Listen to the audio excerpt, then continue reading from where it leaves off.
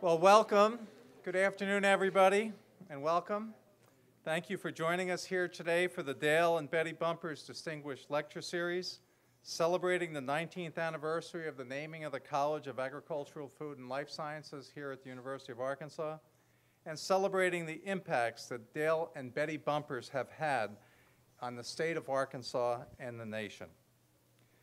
I'm pleased to express our gratitude to Tyson Foods and the Tyson Family Foundation, whose generous support has made this event possible through their endowment of the Dale and Betty Bumpers Distinguished Lecture Series. The academic programs in the Bumpers College reflect the priorities of Dale and Betty Bumpers. Our focus on advancing the businesses of foods and agriculture here in Arkansas, in improving human health and quality of life, and in stewardship of the environment and promoting sustainability. We are proud that our programs prepare students for professional careers that benefit the social and economic impact of Arkansas and the nation.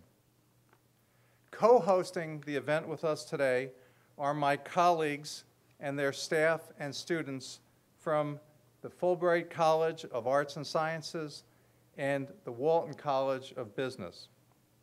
The Fulbright College is the largest and most diverse academic unit on campus, named after former university president and more notably U.S. Senator J. William Fulbright, embracing his legacy of promoting peace through education and the mission of bringing reason, justice, and humanity in the relations among men and nations, and aggressively promoting his legacy for international learning opportunities.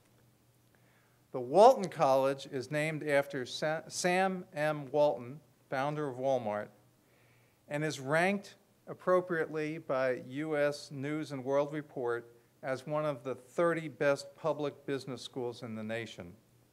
Walton graduates boast the CEOs of 3 Fortune 500 companies, namely Walmart, J.B. Hunt, and Dillard's.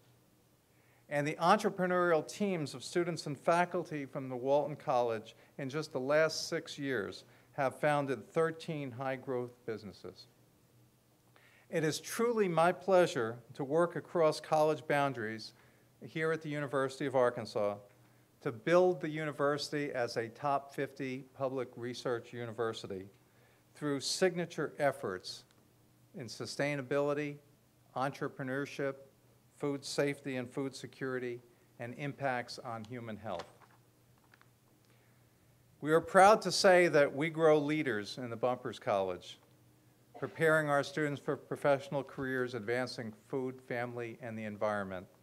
And accordingly, I now would like to turn over this program to 2 of our outstanding student leaders, Daniel Mcfarland and Amy West, our president and vice president, respectively, of our student government here at the University of Arkansas. Daniel?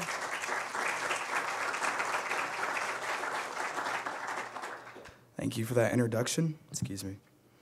As you said, my name is Daniel Mcfarland, and I'm a senior animal science major here at the university. And I have the privilege of just giving a brief remarks and just opening up for the next video that you will enjoy.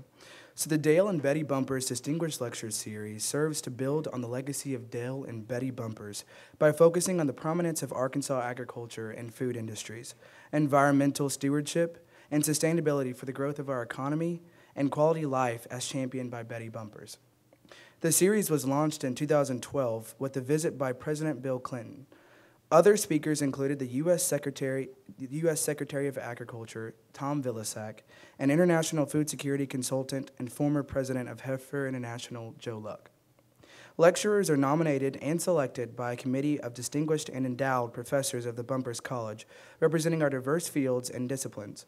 The speakers are challenged and are selected based on the prominence and success in their fields, and are challenged to share their life experiences and engage in conversations with students. Senator Bumpers could not be here today, but we want to share a video message with you right here today so that you all can hear a little bit from him and hear a little bit about his vision for the Distinguished Lecture Series.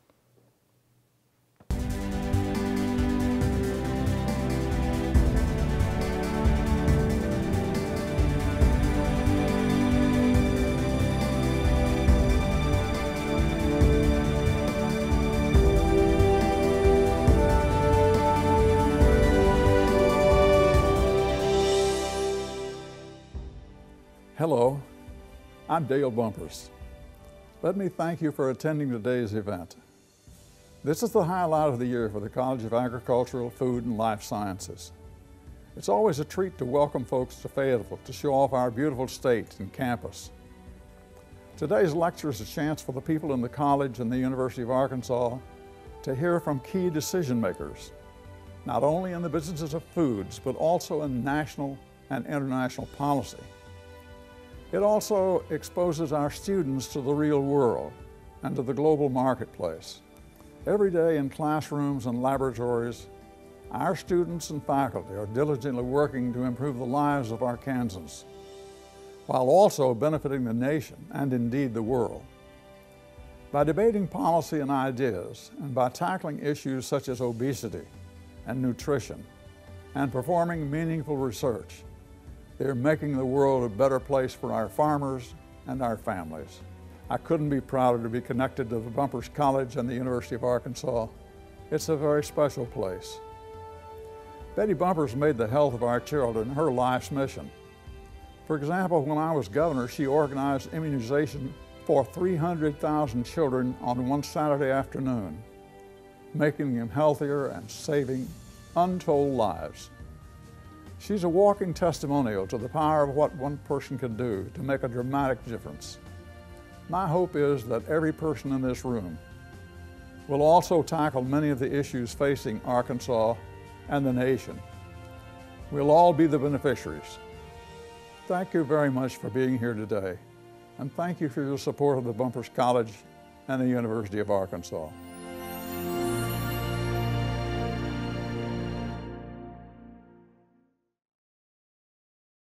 Thank you for that, Daniel. My name is Amy West, and I'm a senior studying agricultural business, and today it is my pleasure to introduce Ms. Patricia Wartz. Ms. Patricia is currently serving as the chair of the board of Archer Daniels Midland Company in Chicago. ADM is one of the world's largest agricultural processors, meeting demands for quality food, feed ingredients for livestock, alternative fuels, and environmentally friendly alternatives for traditional chemicals. Since joining the company in 2006, Ms. Wartz has improved shareholder returns while growing the business through acquisitions and strengthened its global network. She began her career as a CPA and has worked for Chevron and serves on the board of directors for Procter & Gamble. Her discussion today is titled, "The Emerging Global Middle Class, Threat or Opportunity." Following her presentation, we will have a question and answer session. If everyone would please help and join me in welcoming our speaker for the Dale and Betty Bumpers Distinguished Lecture Series, Ms. Patricia Wartz.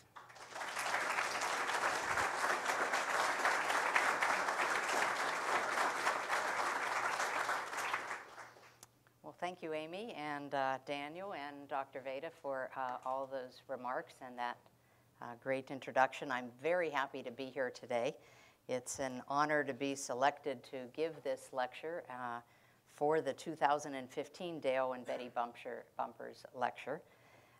As we saw from the video, I think Dale and Betty have left an enduring legacy in this great state of Arkansas and, frankly, for the nation and the world as a whole.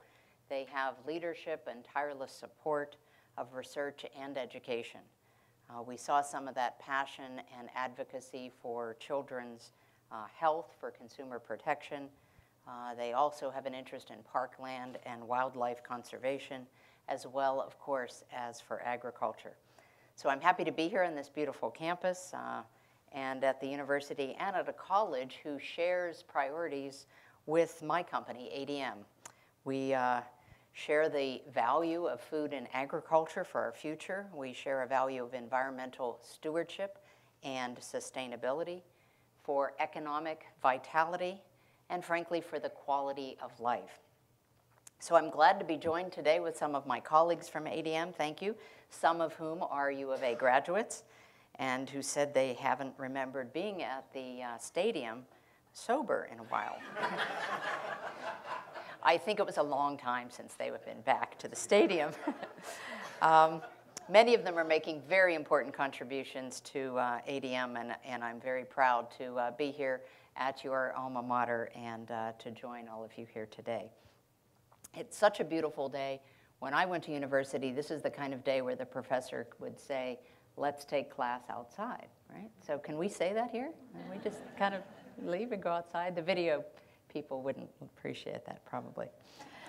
I thought I'd share with you a few moments first of maybe what you call prepared remarks, and then we'll go into a question and answer session. Chris was kind enough to say he would moderate that session, and I hope you came with some questions or comments of your own. So first, a little background on ADM, or Archer-Daniels-Midland. We're one of the largest agricultural processors and food ingredients companies in the world. Our purpose, or the reason we exist, is to serve vital needs for food and energy. We have more than 33,000 colleagues around the world. We have more than 300 food and feed ingredient production plants. We have almost 500 crop procurement facilities and 40 innovation centers. And then we have an unparalleled network of transportation that connects all of this, and it connects it to customers, which includes trucks and rail cars and barges and ships, again, that connect products and crops to customers around the world.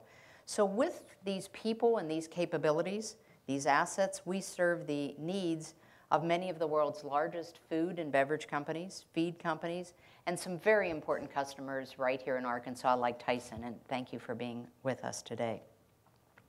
We're also a very important contributor to the economic opportunity here in Arkansas. I just did a little research in preparing for commenting with you, and last year we spent almost $1 billion in the state of Arkansas with 730 businesses here. So, of course, the state also makes contributions that are tremendous on their own, particularly related to agriculture. Arkansas exports nearly $4 billion in agricultural products each year.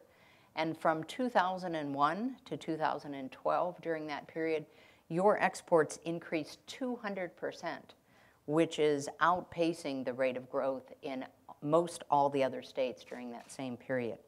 In fact, in 2013, which is the latest reported numbers I saw, Arkansas was the 14th largest ag exporting state in the United States.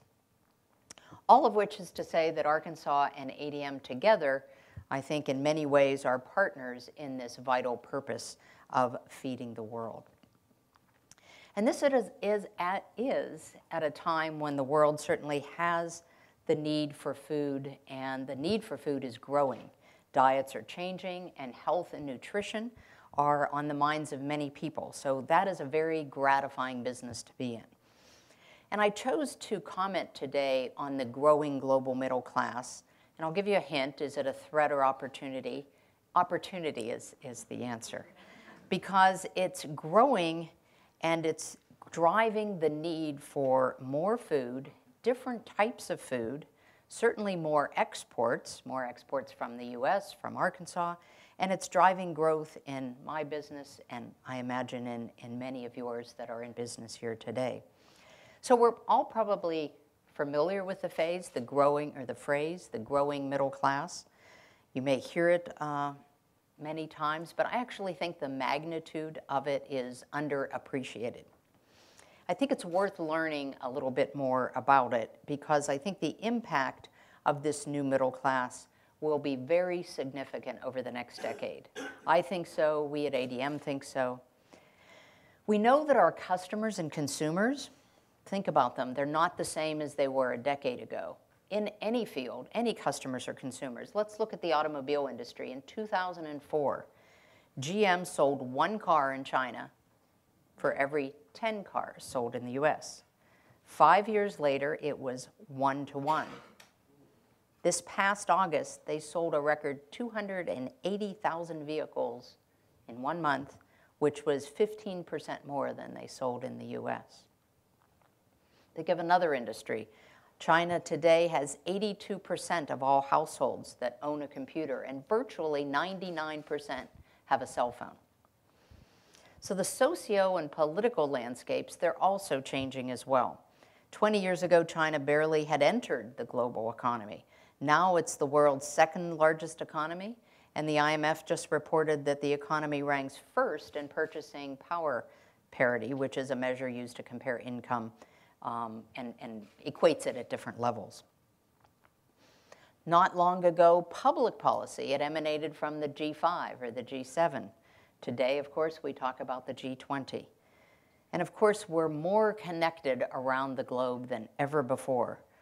More connection on the internet. I think now 2.7 billion people are online, and the internet only happened in 1999. It first got off the ground. So I think the financial crisis, frankly, and maybe the accelerating recovery that we're in the financial crisis is somewhat over. It has caused many of us to become myopic in the midst of these sweeping changes around the world. We're so focused on the recovery here at home that we may be missing the larger global picture. But we shouldn't. We need to pay attention to these tectonic shifts and these trends that will shape populations, they will shape markets, and they will shape opportunities for decades to come, particularly as we work to stay relevant to our customers. So I'm not an expert in all the trends. In fact, to learn more, ADM has recently looked very deeply into the next couple of decades, taking strategists, futurists, and looking at the trends that will and should shape those next years.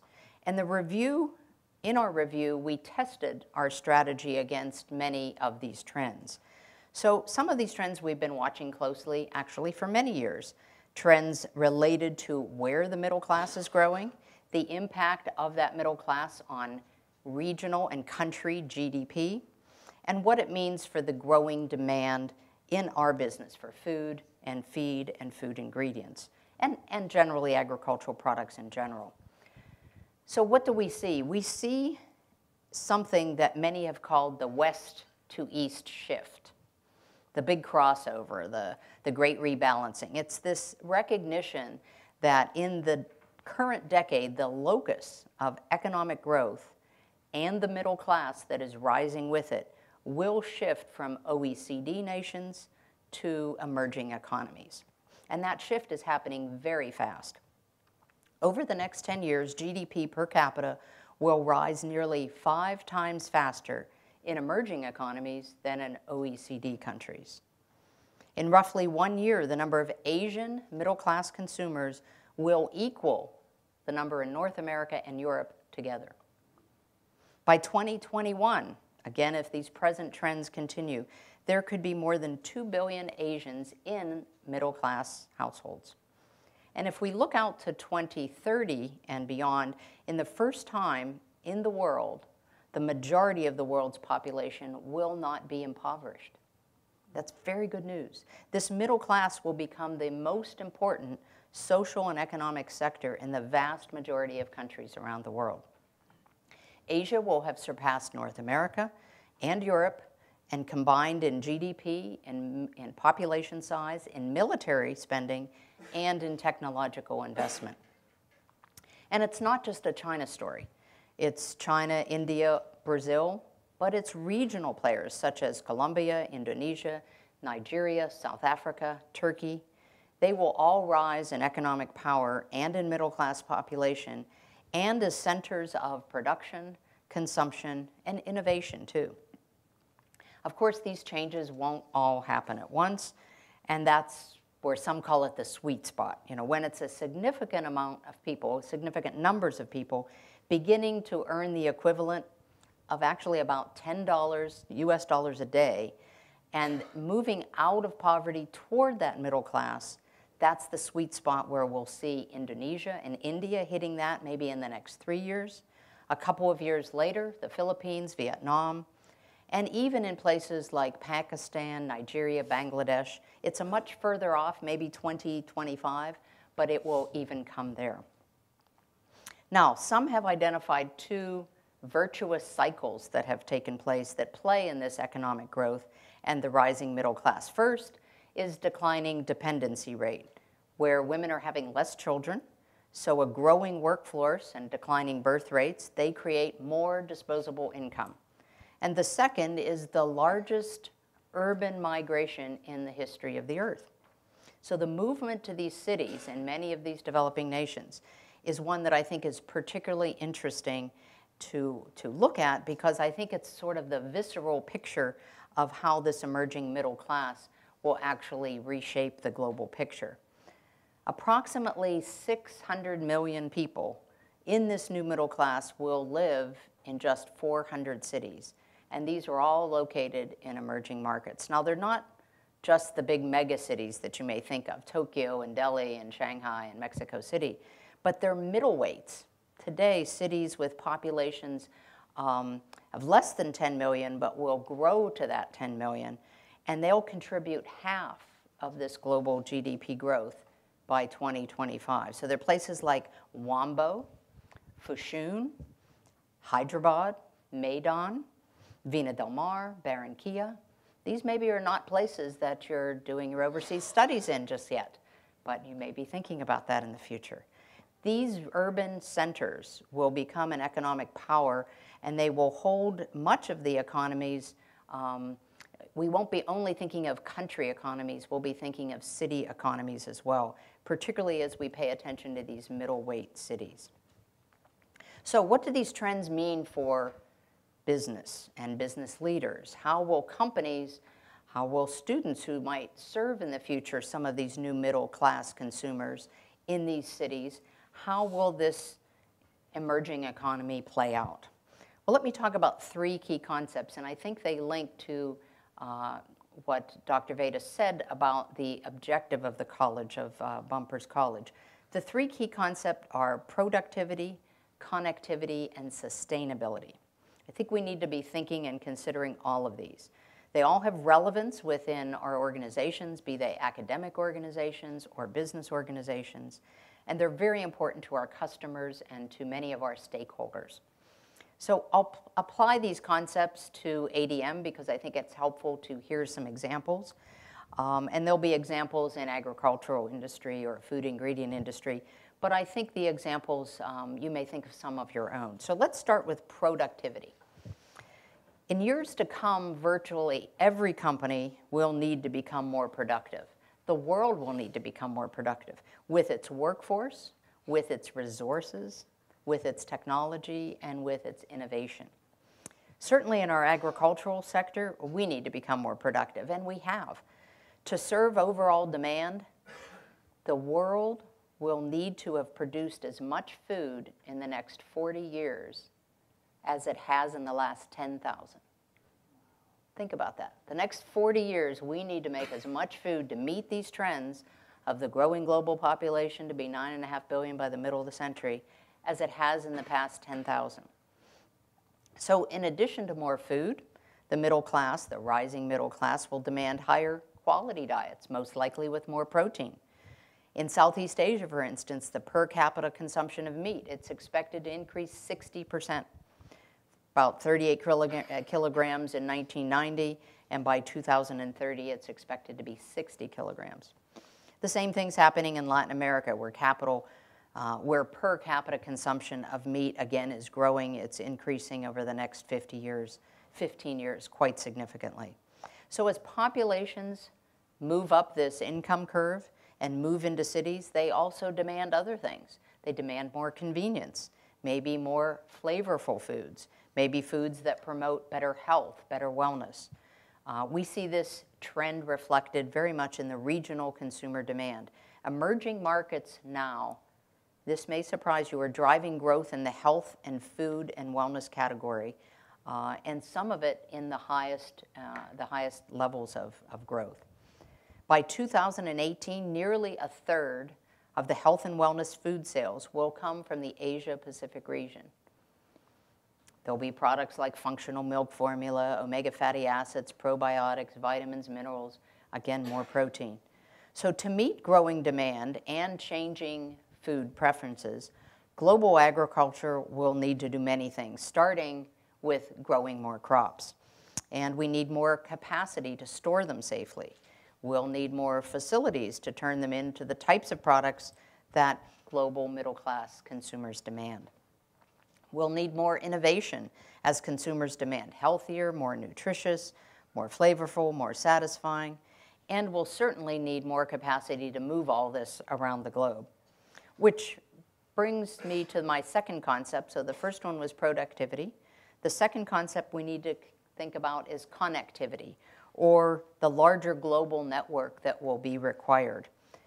So the larger and more geographically diverse this middle class is, it will require an even larger global network to connect all the goods that it will consume.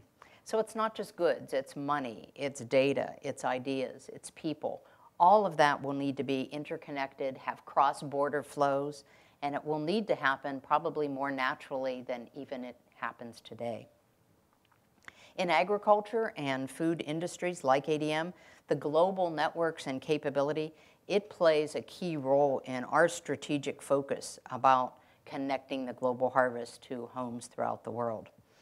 You might obviously know that today the geographic areas where food production is grown and is suitable for crop production, has the right climate, the right rainfall, are not the same regions in which the demand for food is growing. We grow food in North America and South America and in Europe, and the need for food is growing in Asia, in the Middle East, and in Africa. So the world's going to need a larger ag export system, so to speak, processing, a marketing network. The businesses we will look to where we can serve this need most profitably and in regions with open and free trade, some of which we find today, some of which we do not. The third concept is sustainability, so productivity, connectivity, and sustainability. Quite obviously, a growing middle class will consume more, and there will be more demand on resources. And some of these resources are not infinite, they're finite. As business leaders, we all need to be considering how we'll meet this challenge of finite resources. We certainly know that in agriculture, there are some limits to arable land. We think about water. Agriculture already consumes 70% of the world's water. We think about how we can make more from the crops we already grow today and how we can waste less. Farmers and producers have already made tremendous strides in this area. Many of you know this from the area we're speaking from today, but since 1960, a few examples, global wheat production has nearly tripled, yet we have used only 6% more land to grow it. We produce more than 2.5 times the corn per acre we did 50 years ago, and yet we do it with less water and less inputs. Soybean production, it's increased at more than double the rate of the land we use to grow it. So agriculture already has a tremendous track record of deploying innovation to improve productivity. At ADM, we continually focus on optimizing our own resource input and footprint. We've reduced energy, water we use in production. We make the most out of every seed or kernel or even stalk that we touch. We talked at lunch today. We're also doing a bit, we're quite active in the area of preventing loss. In 2011, we established the ADM Institute for the Prevention of Post-Harvest Loss at the University of Illinois. We learned and know that 1/3 of the food production that is grown for human consumption is lost or wasted globally. 1/3. That amounts to about 1.3 billion tons every year. So just think where we are if that education process, that post-harvest waste reduction process, could improve those statistics. We think it's an area where investment, education, and sharing of best practices has a tremendous opportunity to make a difference.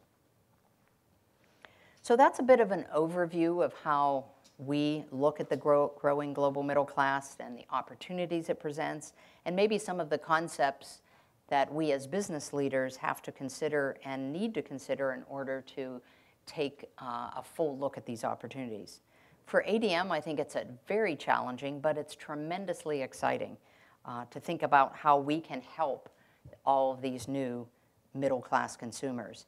And it's also very gratifying because we know food just isn't about nutrition for survival. Food is actually a basic part of every culture. We mourn over food. We negotiate over food. We celebrate over food. We learn over food. We romance and court each other over food. So it's not just a sustenance for life. It truly is what life is about. And the knowledge that more and more people will be able to have access to better diets, to have access to healthier diets, and improved education, the increased productivity and better quality of life that a better diet can bring, it's just a meaningful work and a source of great pride and tremendous optimism for me and for our company. So I hope that as you look at the decade ahead, at the rise of this new global middle class, you too are optimistic. Certainly for those of you in the room that are intending to pursue a career in agriculture, in food production, or any number of related fields, these are very promising times indeed. The task of feeding a growing population and a growing world will require experts in several fields: agronomy, agricultural economics, agricultural engineering, plant sciences, food sciences, and related disciplines. For those of you who want to be part of this noble pursuit, the opportunities in the world are actually endless. I think it's tremendously exciting. I hope that you too are excited about the opportunities, and I wish you all the best success as you pursue them. So thank you very much.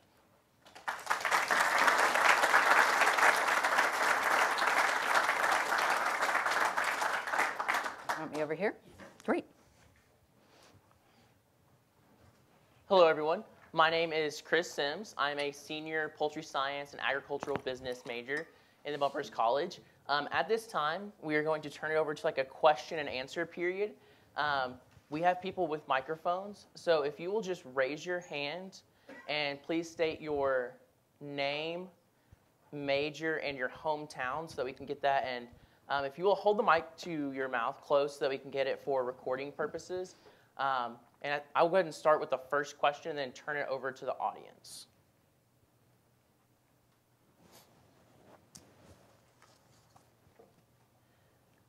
You talked about the growing population and identifying areas that are going to be potential growth. With the middle class and kind of looking for healthier foods and whatnot, how do you see ADM playing a crucial role in pushing us towards the future? So it's a great question, Chris. As I said, the world's kind of a big place, but where crops are grown and where this growing middle class is continuing to demand more are in different parts of the globe. So we're investing on both sides. So our view is we're investing on where crops are originated, so where they're grown.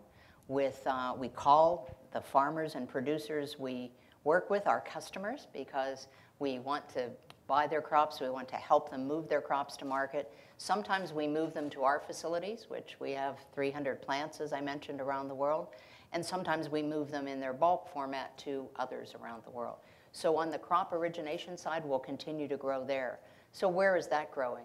It's even growing here in the U.S. In the U.S., it's growing in South America, so Brazil particularly. It's growing in Eastern Europe, the Black Sea region. We have investments in a network which we kind of call a necklace strategy to put origination facilities around the Black Sea to originate there. And then we're also investing in the markets where the growing global middle class is growing, such as Asia, China, Vietnam. And I think moving products into those markets will also be important for the future. And then an investment, of course, in the infrastructure. So to move it, you kind of need to be a big transportation company, and we're investing in ships and trucks and rail and barges and the like to be able to move that. That's remarkable because I spent this last summer was in Mozambique, kind of like a sub-Saharan Africa, and a big issue they have there is infrastructure. Just so kind of to see that you guys are focusing with infrastructure and getting products back and forth and trying to help farmers and actually getting the full going directly to them and building that connection. That's amazing what ADM is doing. In sub-Saharan Africa is a great example where there's a lot of smallholder farmers.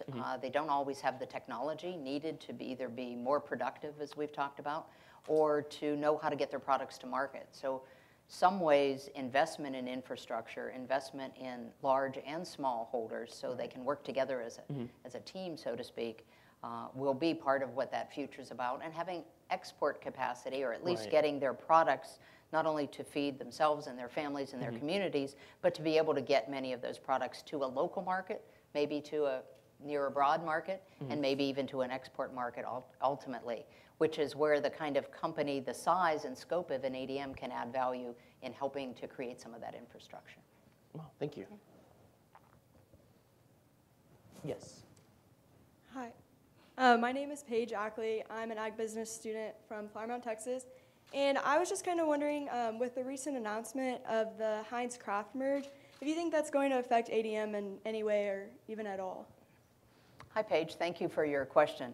Many companies that are food branded consumer products companies, like a Kraft, like a Heinz, and many others, are big customers of ADM, and we're proud of that relationship. And sometimes they merge, sometimes they split.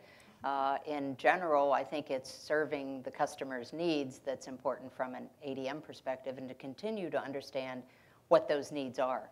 And sometimes those needs are partnering in an innovation way to create a more nutritious health bar that has the right soy isolates or the right components of food ingredients or flavor or texture or protein that meets their needs. So whether they're part of a smaller company or even one that's merged, I think our focus is still on serving the needs of them as both customers of our products and then the ultimate consumer that they're trying to drive home. Thank you. Thank you. Amanda. Yeah. My name is Mark Agana. I'm a PhD student in environmental dynamics. I'm from Ghana. Well, I got attracted to the title of your talk. And the emerging middle class, global middle class, is it not taking place at the expense of social inequality? Because, most of your emphasis was on China. And then we all know how China came up. It largely had to do with the exportation of US manufacturing to China to some extent. And now China is a big competitor of the Western countries in the scramble for Africa. I went to Ghana recently and I realized that the Chinese are all over the place digging for gold and sort of dispossessing people of their farmlands just to. And then if you're going to calculate Ghana's economy based on such activities, the GDP may have grown. But in terms of the livelihood of the people there, I think it has become worse off. So in terms of looking at the emerging global middle class as an opportunity, maybe from the market perspective, it may be an opportunity. But in terms of the, decreasing the poverty gap, I don't know if indeed it's an opportunity. Thank you for your comments, Marco. I think we absolutely all need to be sensitive to the growing wage gap, so to speak, in all countries where we do business. I have actually visited your country of Ghana as well, as we've had a production facility there. By definition, the growing global middle class, by definition, it's a middle class becoming bigger, and it's about the rise of pulling people out of subsistence living and starting to be, and then into a middle class. And the larger any middle class becomes, whether it's by region or country or globally, and if it comes by pulling people out of poverty, I think by definition that's a strong thing for all people. So there may be some that are gaining at the expense of others in any way, but in the data we look at, this growing middle class is growing in its own prosperity and its own wealth by being more productive, by being part of the workforce, by creating their own wealth, and also being able to spend more and have a better way of living. When I spent some time in Africa 20 years ago in Nigeria and Angola, what I learned is that a lot of people care about their families almost first and foremost. So if you can feed your children and you can clothe them, and eventually if you have energy, you can keep your house, you can make the food and have energy to cook food. The next thing people want is an education for their children. So the more this disposable income can continue to grow for the growing middle class, the more people will educate their children. And then education has its virtuous cycle of being able to have folks that are more productive, are able to enter the workforce, again, create their own wealth and so forth. So I think it's more virtuous than disturbing to that overall balance that you speak of. Thank you for the question. Paige? Me? Yeah, sorry. No problem. My name's Jenny. I'm in the MBA program here. So my question is going to be a little bit different. It's more specific to the business of ADM. And I'm just curious, a lot of the expansion globally as we move forward is going to be expensive. And I was looking a bit at the strategy that you and your predecessor announced in December. So how do you balance continuing to grow your EVA and your debt payout ratios for investors versus the huge investment you have to make in order to continue to grow your business? Great question, and great question from a business major, so thank you. There's always the balance with growth and returns, and frankly, ADM had to and still needs to focus on returns to even more a degree than our growth. And we're trying to do both, as many companies are. So it's not growth for growth's sake, but it's profitable growth where the numerator and the denominator, and of course a return over a capital invested, needs to exceed our weighted average cost of capital by more than 200 basis points. We feel that's an important measure, and we measure our new projects by that. We measure our current existing projects and businesses by that. And in fact, those that are not performing or we don't see have the capability to get there in any particular, in sort of geologic time, then we look at our portfolio and say maybe that's something we either need to divest or we fix or we JV, or we always have a solution in our realm. So we think it's very important to do both, but we cannot turn our back at all on our returns focus just for the sake of growth, because we know that can lead to erosion in value. So just as you may learn about economic value add, it's the idea of getting the returns, multiplied by that capital invested. And if you're creating value, you're making progress. So we're always looking at economic value add. Thanks for the question. I have one. Hi. My name is Amanda Cox. I'm a senior poultry science major. In your talk, you mentioned that 1/3 of all food grown for human consumption is lost. And while I'm sure a lot of that is in the harvest, what are things that we can do in our day-to-day lives to help combat that? Well, a lot of it, you're right, is in the harvest, and frankly not in this country. We have learned how to be quite efficient and effective with our harvest, and we have an infrastructure that allows us to get our harvest either to storage or to the market rather quickly.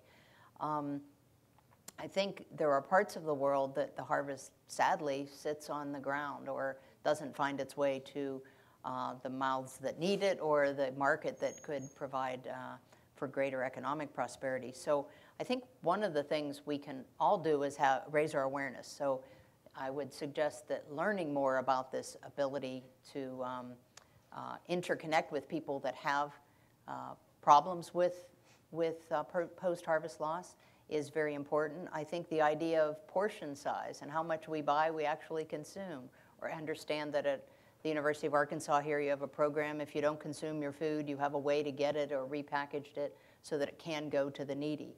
So anything that is local and helpful is obviously can make a difference. But I think the awareness and how ag students and majors can participate in the post-harvest loss reduction is really by connecting via the internet with all of those that need this great information and yet don't have the ability to do it.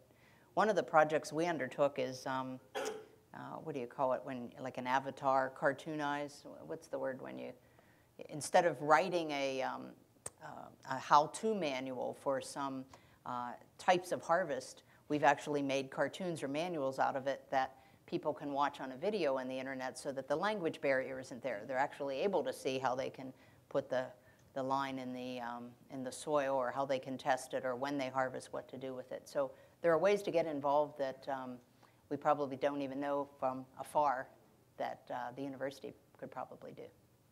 Thank you. Over here. Hi, I'm Carly Pruitt, and I'm an agricultural communications major from Bergman, Arkansas. My question is, what is ADM's strategy for releasing Viva Sweet at this time in light of competitors already implementing a product like this on the market and consumer demand turning toward all-natural sweeteners? So I didn't hear their one question. What's our...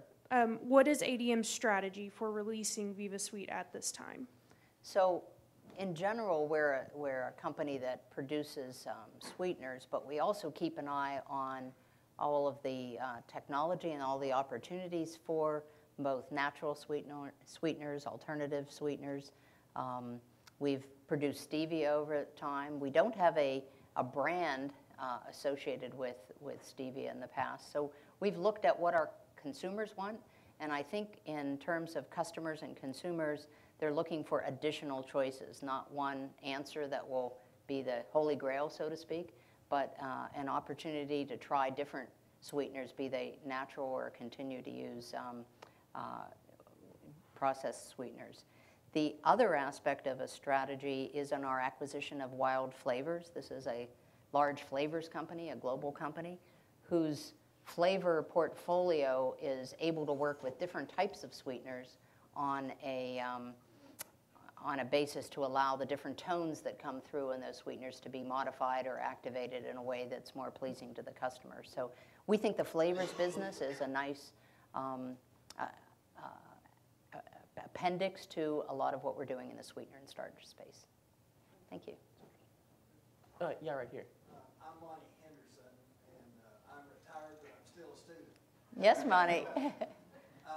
With the change that we've seen over the last few months with the strengthening of the dollar versus the euro, does ADM think that that's a long-term trend that we'll continue to see, or is that a short-term? It's really affected our exports from the U.S. Sure. Just curious about ADM has a position or thought on how long that's going. So Monty's question, I'll repeat it since you didn't have a mic, is asking about the strengthening dollar in the U.S. and what our thoughts are about, will that continue? Is it an aberration, or what's the length of it? Of course, the dollar's strength is sometimes at the weakness of the euro and elsewhere. Most commodities around the world are traded in a dollar domination, so in some ways it's a global business like ours is less affected. So if you're asking about an ADM, of course it has affected the U.S. exports of agriculture, and I think it's a cycle, frankly, and I think we're always in cycles. That one thing that people have said is that high prices cure high prices and low prices cure low prices. And obviously we plant a harvest twice in the Americas, and once in the northern hemisphere and once in the southern hemisphere every year. So it's unlike a finite commodity or resource like oil and gas, perhaps, that it is really about the resource that's ultimately in the ground and when you produce and use it and what its useful life is forever. With agriculture, there is a balancing effect that I think can and will come back. So thank you. Yeah, right here. Amanda.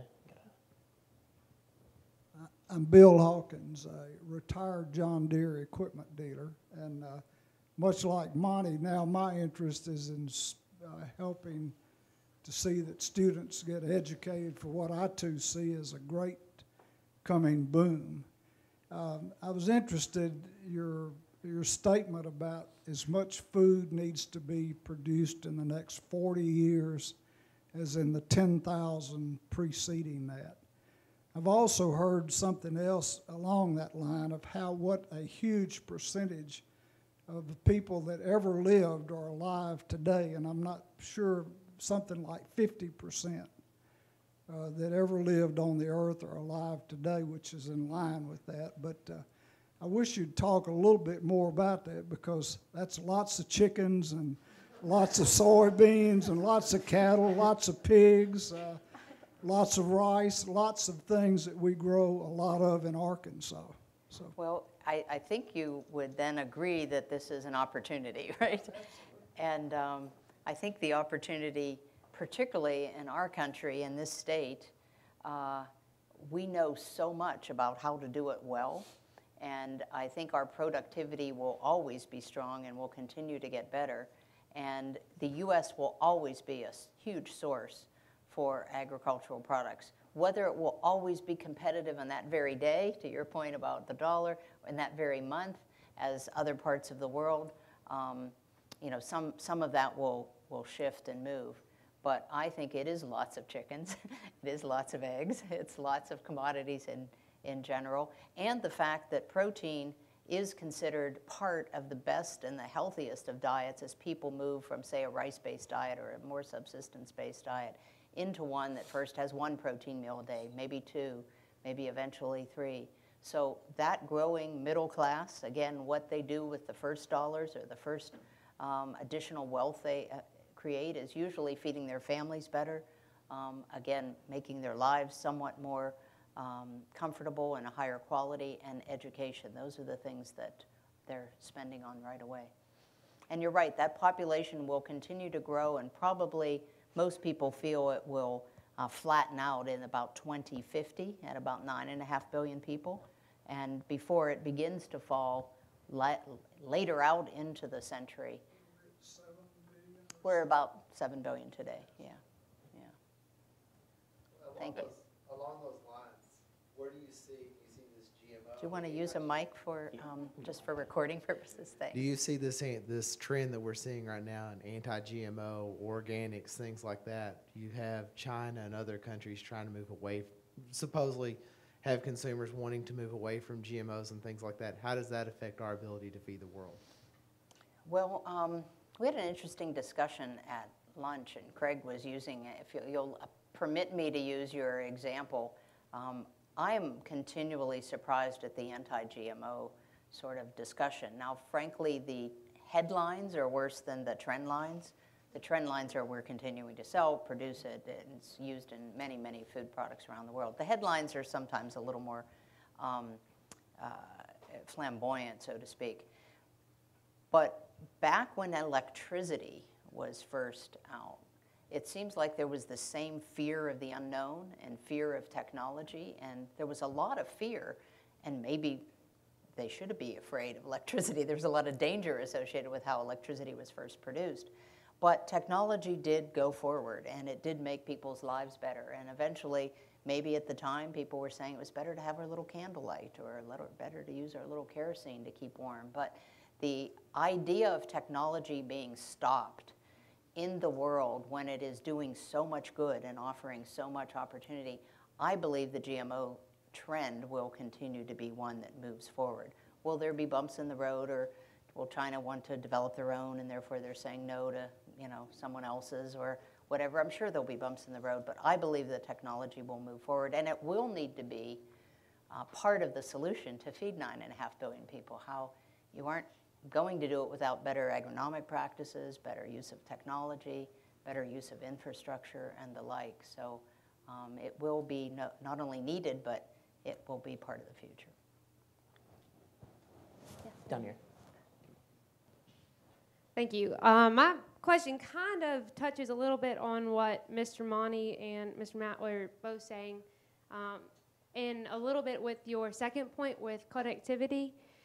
Whenever you mention that the lack of free trade is kind of one of the challenges that we may be facing to make sure our goals are met in the future with feeding all those people, how do you guys see, from ADM's perspective, a shift in the landscape in the past? It kind of seems like that lack of free trade has made it to where big companies are not at, I don't want to say at the mercy of, but kind of what I mean, at the mercy of that lack of free trade. Kind of, for example, with China stopping buying corn this summer, and companies like the ADMs and the Cargills and the Bungys taking hits for that. How do you guys see that challenge of lack of free trade being overcome so that y'all aren't any longer kind of the punching bags for that challenge? Well, we advocate for free trade everywhere in the world, but we don't always find it, and we can't control many things around a trade agenda. And sometimes countries make choices for their own reasons, whether they embargo something and keep, Russia can keep often wheat in country and not have exports, or China cannot allow corn to enter. How we mitigate that risk, so I don't see us at the mercy. I don't see us necessarily being a punching bag, although if you read the press, sometimes that's what it feels like. But I think it's a risk that we need to mitigate. And so how we do that is being invested globally, quite frankly, because wherever in the world there is a disruption, whether it be an earthquake or a nuclear disaster or a natural disaster, maybe it's a drought, the more globally diverse you are, the more we can serve customers from alternative points. So when there was strife in the Middle East and Egypt, they're a very large customer. We were able to serve them, and in fact, they probably let the ships that were related to wheat and food in where other ships were embargoed. Or whether there's a drought in Australia, we can serve our customers from our operations in North America or the Black Sea. So I think the idea of global diversity and a network that is on top of and very attuned to the market and attuned to what our customers need, we can accommodate those needs rather gracefully. And we actually become if you will, we mute some of the chaos. We muffle some of that chaos because we're able to supply from other parts of the world. I got a question, kind of going off of what Amy's kind of talking about. You discussed doing business in emerging markets with different governmental structures throughout the globe. How do you decide, what approach to take, whether it be, going in at this alone or trying to work with a partnership that's something that's already established and kind of developing the community? How do you go on about that? Well, some of our real experts in that are sitting here, but I would say it depends. It's often an answer that works a lot of times. If we have expertise in the region and we really understand what business we're trying to take on and we already have those capabilities, I think we can go it alone quite successfully. We always need to have a mind about thinking globally but acting locally, so that we understand about human resource issues and government issues and policy issues and the like. But sometimes we'll go with a JV partner, maybe with the intention of ultimately allowing them to exit because that's what they want to do longer term. Some of the businesses that we've invested in over the years are family businesses. Right. Maybe they want to get out, but they'd like to partner with us at first, so we'll do a JV. We'll learn from them, they from us, and maybe they'll exit and we'll continue. So we've had some really successful partnerships and ventures over the years. We've had a few we've learned lessons from that maybe weren't what we would do now, but I think that's, I always reserve the right to get smarter, right? Right, definitely. So we learn from them. Perfect. Down here. Oh, go ahead. Antonio. Sorry. No, you're good. Go ahead. Yeah. My name is Antonio. I'm an international student from Panama, and I'm an Ag Economic Master's student. And my question is mainly related, as you mentioned earlier in your talk, that we're growing food in some parts of the world that the demand is not big.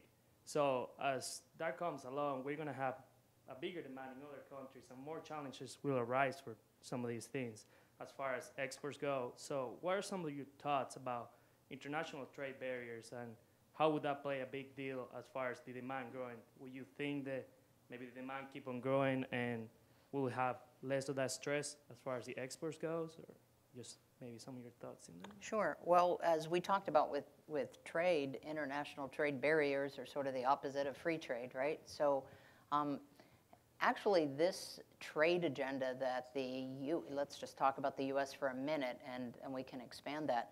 But the U.S. trade rep, Mike Froman, probably has on his plate, and our Congress has on their plate, one of the most aggressive trade agendas ever in the history with if they get the trade authority, there's one on the Asia-Pacific called TTIP and one with Europe called TTP.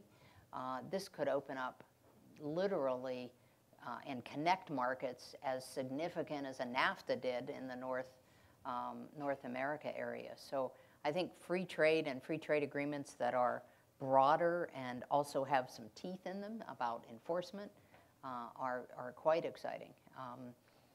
The idea of growing more in areas that have the ability to export, it's in those countries' best interests, whether they be a Brazil or a U.S., to continue to promote trade and free trade opportunities to allow that export opportunity to be as large as it can. Yeah. Mm-hmm.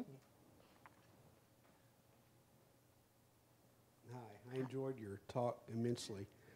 We spoke a little bit at the reception about, the university's about developing human capital.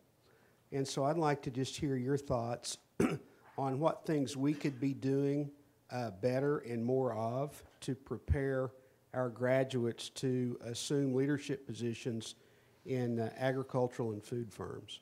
Okay. Well, first of all, you have a fabulous university and a great college that we're talking with today. Just at the 100,000 foot level, as we talked at reception, those with a science, technology, engineering, or math degree, or a commercial or business underpinning to those, you'll have jobs when you graduate. And if you do well and you have the right characteristics and you've worked in teams and so forth, you'll have some of the best jobs and the best opportunities. Those with non-STEM degrees, there's 4 graduates for every job out there. So it's a lot harder if you haven't studied in the areas that we've talked about today, whether they be ag sciences or engineering, analytics. I think data analytics and mathematical analytics will become more and more important as big data. And I don't mean computer programmers, but those with analytical math skills will continue to become more important. I think helping to learn and work in teams is very good at the university level. I would look for graduates that have done that and work cross-collaboratively with other disciplines. That's what you do when you come to work for an ADM. You might work with the sales force or the engineering group or the innovation team to work with new products or talk to customers or understand the profitability associated with those new products. And that's very much a team environment. So I think that's one thing I would continue and encourage. And I know as we talk, that's something that you're very interested in doing, this interdisciplinary time that you spend with others at the university. I've done some commencement speeches and people have asked, what's one of the things we can do after we graduate? Stay in touch with one another is another very important idea for you. Take that commencement program and kind of think about that as being your contact list for the future as well, because staying in touch with your colleagues that were here, no matter what their degree was in and so forth, it can become a community for you even when you're working in different parts of the world that continue to connect you to the future. So I think you're doing a lot of great things. Thanks. Yeah, right here. Amanda. Thank you. Hi, my name is Greg Lewis. I'm with the University Advancement. To continue on the theme of higher education, what do you see the role of higher ed with a large company like ADM? Is it for producing the next employee? Is it research? Is it to help partner on your endeavors across the globe? What is the best role of higher ed? Yes. We think of the role of higher education. We think of our partnership with universities in all 3 of those realms, and maybe even a fourth, because they can be a partner to some of what we do, whether it's in the research area or even in the application and administration area. So I think there's a role of higher ed that goes beyond just the next employee or the next intern. But the academic affiliations that we have with some of the best universities, including yours, help advance what we're doing in innovation. It helps advance what we're doing in philanthropy. It helps us think about leadership capabilities. We use some schools for leadership training. We use some for strategic, to kind of bring in a different focus on a strategic problem. So yes, to all of the above. And maybe I'm not an expert in what the future is for any particular university, but I think finding one's niche, whether it's within a college, within a university or not, where your capabilities are very strong, just like in a company, when you analyze your own capabilities, build on their strengths. Let the things that, you can't be everything to everyone, but let the things you don't do so well maybe left for someone else, but really continue to build on your strengths. I'm going to go ahead and ask the final question. Okay. For all of our students that are here, what do you have like a leadership philosophy that has helped kind of guide you throughout your career? Well, I don't know if I'd call it a philosophy, but I do have something that I think about quite a bit if I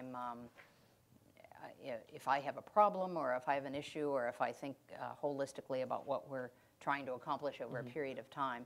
And it probably has guided me personally, and maybe because I like to break things down into simple ways, I've kind of stolen 4 little words over the years. Be, know, do, care. Be, know, do, care. So be is about being yourself, leading from your principles, leading from where you are. You don't not be yourself, or be yourself in a way that brings your whole self to the table. I once learned the definition of the word integer is whole, right? So where the word integrity comes from is whole, being whole. So for your full integrity is bringing yourself to the job. So be is leading from your values. Know everything you can about your job, about the person beside you's job, about the person next to you or ahead of you or behind you. Know all you can about a subject. I've always believed in continuous learning, so you never stop. In fact, thank you for those of you that said I'm now a student, even though I'm retired. That's what I plan to do in retirement at some point as well. So be, know, do. Being biased towards action, I think it's important in business that you don't just study things, but you act on them. You act with your customers, you act with your stakeholders, you try some things. Sometimes they don't work, but being biased towards action and not afraid of that trial. So be, know, do, and care. You get everything done through people, and we all accomplish things together. So if you don't care about people or you don't care about the issue, I think you've missed an opportunity to give it your all. So be, know, do, care is kind of, I guess you could call it a philosophy. It sounds good to me. Perfect. Thank you so much. It sounds good to me. Me too. Great. Well, thank you. Yeah, no, thank you so much for giving up your time today. We really appreciate it. At this time, if I can get Dr. Rome and Dean Veda to join Ms. Wertz over here by the podium, please. Thank you, Chris. Yes, thank you so much. Really appreciate it.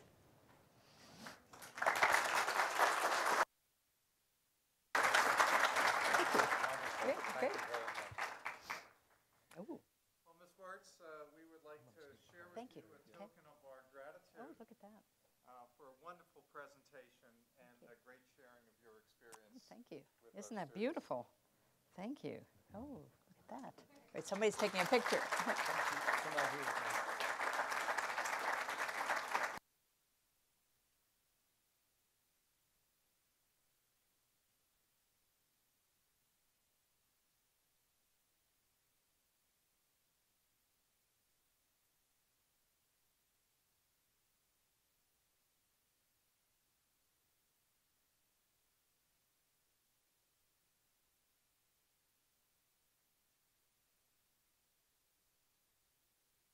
Our lecture for today. I want to thank everyone for being here today, all the support through the Bumpers College, Robbie, all of your staff, Dr. Rome, Dean Veda, thank you guys so much. Especially thank you to Tyson for giving us the endowment to bring people and bring influential key people like this to our college and for our students to experience this. It's truly an endeavor. Thank you so much. There are refreshments just outside, so please go ahead, grab some as you leave. Thank you, guys.